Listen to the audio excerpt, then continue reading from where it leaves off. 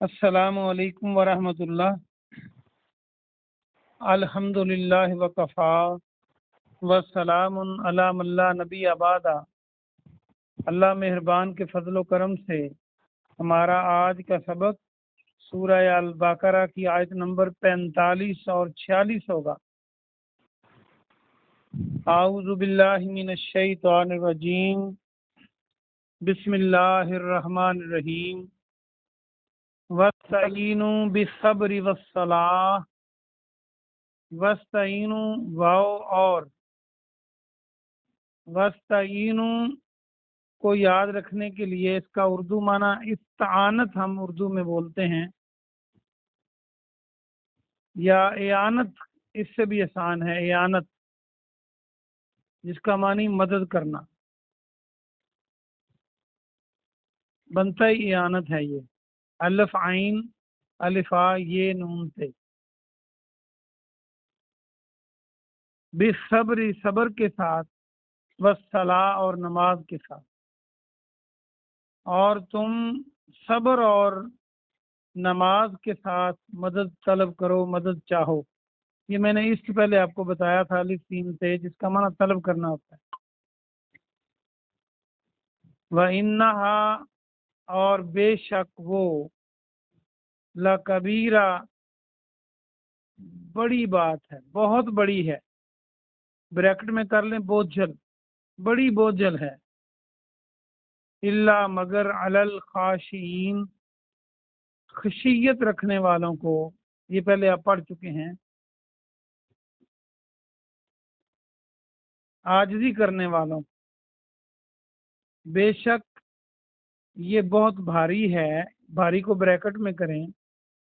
मगर आजिज़ी करने वालों पर, यानी जो खाशीन हैं, डरने वाले लोग हैं, उनके लिए भारी नहीं है। अल्लज़ीना वो जो, यज़ुन्नूना गमान करते हैं। ये जन ज़ोए नून जन, ये उर्दू में भी हम जन के मानी गुमान करने को लेते हैं, लेकिन उर्दू में इसका माना आम तौर पे बुरे गुमान के लिए इस्तेमाल होता है। तो हुस्न जन कहते हैं अच्छे गुमान। बहरहाल जन के मानी अरबी में गुमान करना है, यकीन करना है। अन्नहुम ये कि वो, मुलाकू मिलेंगे, मुलाकात करने वाले हैं। अगर मुलाकू को आप देखें तो मीम लाम और काफ आपको नजर आ रहा है। मुलाकात आगे अलिफ और तेल लगा दें तो मुलाकात बन जाती। रब्बिहिम अपने रब को, व अन्नहुम और बेशक वो, इलैहि राजिऊन, इलैहि उसकी तरफ, राजिऊन रुजू करने वाले हैं, पलटने वाले हैं, लौटने वाले हैं। और वो लोग जो यकीन रखते हैं, गमान रखते हैं कि बेशक वो अल्लाह को मिलने वाले हैं, अपने रब को मिलने वाले हैं, और बेशक उसी की तरफ लौटने वाले हैं।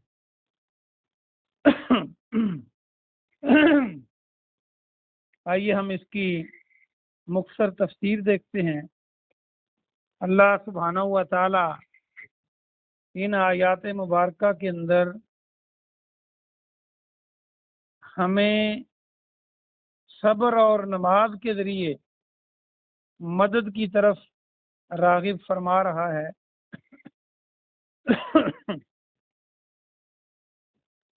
अल्लाह फरमाता है कि अगर तुम्हें कोई मुश्किल पेश आती है तो तुम सब्र करके और नमाज के ज़रिए अल्लाह से मदद तलब करो। यानी तुम सब्र करोगे और नमाज पढ़ोगे तो अल्लाह की मदद तुम्हें आ जाएगी। और ये बहुत भारी है मगर डरने वालों के लिए, खाशीन के लिए, यानी जो आजिज़ी करने वाले लोग हैं, डरने वाले लोग हैं, उन पर ये भारी नहीं है। क्या? सब्र करना और नमाज पढ़ना।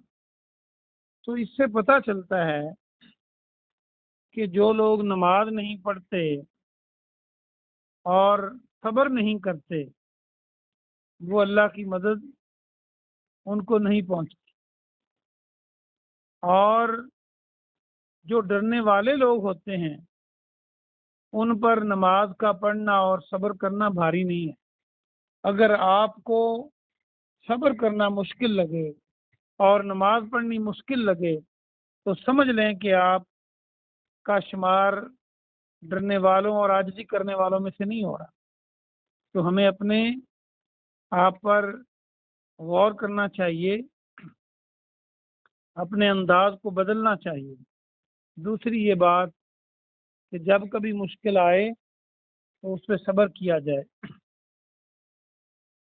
صبر کے دو معنی عمر فاروق رضی اللہ تعالیٰ عنہ بیان کرتے ہیں۔ ایک تو صبر یہ ہے کہ انسان مصیبت میں صبر کرے۔ اگر مصیبت آ جائے اور صبر کی بجائے شور غوغا وویلا کرے، چیخو پکار کرے، تو آپ کی مصیبت اور بڑھ جائے گی۔ وہ چیخو پکار مصیبت کو کم نہیں کرے گی۔ اور اگر کوئی صبر کا مظاہرہ کرتا ہے تو پھر یہ اللہ کی مدد کو بھی دعوت دینے کے برابر ہے۔ اللہ کی مدد بھی آئے گی، اور ایک صبر کا ہے مصیبت پہ صبر کرنا۔ دوسرے صبر کے معنی یہ ہیں کہ برے کاموں سے بچنے کے لیے صبر کرنا۔ جب آپ کی سوسائٹی میں دوسرے لوگ برے کام کر رہے ہوں یا آپ کو برے کام کرنے کے مواقع مل رہے ہوں لیکن آپ صبر کرتے ہیں، وہ برے کام نہیں کرتے، تو یہ بھی صبر ہے۔ اور عمر رضی اللہ تعالیٰ عنہ بیان فرماتے ہیں کہ یہ پہلے صبر سے بڑا صبر،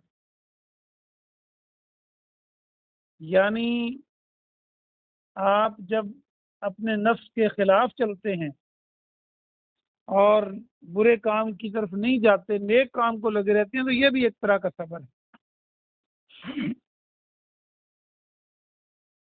پیارے نبی جناب محمد صلی اللہ علیہ وآلہ وسلم نے جب کبھی مشکل آتی تو آپ صبر کا مظاہرہ فرماتے اور اللہ کے حضور نماز پڑھتے۔ آپ نے دیکھا میدان بدر میں بھی آپ مصلے پر ہیں، اللہ سے گڑ گڑا رہے ہیں، نفل ادا کر رہے ہیں، اور جب کبھی آپ کو ایسا ہوا آپ نے یہی کام کیا ہے، پھر اللہ کی مدد بھی آئی ہے۔ حدیث میں آتا ہے کہ ایک دفعہ بلال رضی اللہ عنہ کے پیٹ میں درد تھا، تو پیارے نبی جناب محمد رسول اللہ صلی اللہ علیہ وسلم نے انہیں کہا کہ تمہارے پیٹ میں درد ہے؟ انہوں نے کہا جی۔ آپ نے فرمایا اٹھو نماز پڑھو۔ گویا کہ دنیا کی بیماریوں سے بچنے کا بھی جو طریقہ پیغمبر اعظم نے دیا وہ نماز کے ذریعے ہے۔ تو گویا نماز میں انسان اللہ کے قریب ہوتا ہے اور اللہ کی رحمت نازل ہوتی ہے، تو صبر اور نماز کے ذریعے اللہ سے مدد طلب کرنی چاہیے۔ اور دوسرا یہاں سے یہ پتہ چلتا ہے کہ اگر آپ چاہتے ہیں کہ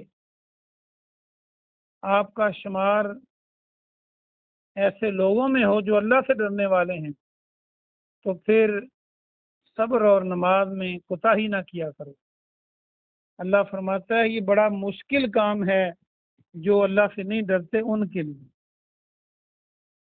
آگے فرمایا کہ جو نماز ہے یہ منافقین کے سر بوجھل ہو جاتے ہیں جب نماز کا ٹائم ہوتا ہے۔ جو بندے اپنے رب کے ذکر کے لیے سورج کی طرف دیکھتے رہتے ہیں یا گھڑیوں کی طرف دیکھتے ہیں کہ ایک نماز پڑھی دوسری کب آئے گی، ان کی اللہ نے تعریف کی ہے۔ اور جن کے سر بوجھل ہو جاتے ہیں نماز کا ٹائم ہونے پر یا نماز کا نام سننے پر، وہ منافقین میں شمار ہوتے ہیں۔ اس لیے ہمیں اس سے بچنا ہوگا۔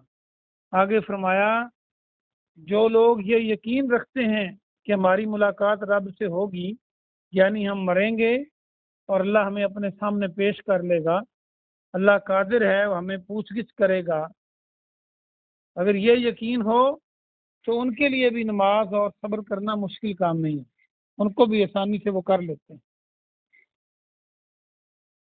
اور اگر بندے کو یقین ہو کہ میری ملاقات رب سے ہونی ہے اور میرے رب نے پوچھنا ہے، تو پھر انسان کے اعمال بھی بہتر ہو جاتے ہیں۔ اور جن کا یہ گمان ہو کہ وہ ضرور اللہ کے سامنے حاضر ہوں گے، انہیں آسانی رہتی ہے ایسے اعمال کرنے میں۔ اللہ پاک سے دعا ہے کہ اللہ پاک آپ کو اور مجھے صبر کرنے والا اور نماز پڑھنے والا بنائے، اور اپنی مدد اللہ ہمارے شامل حال رکھے۔ آمین ثم آمین۔ سبحان ربک رب العزت عما یصفون وسلام علی المرسلین والحمد للہ رب العالمین۔ کوئی سوال ہو تو آپ کر سکتے ہیں کسی بھی لائن۔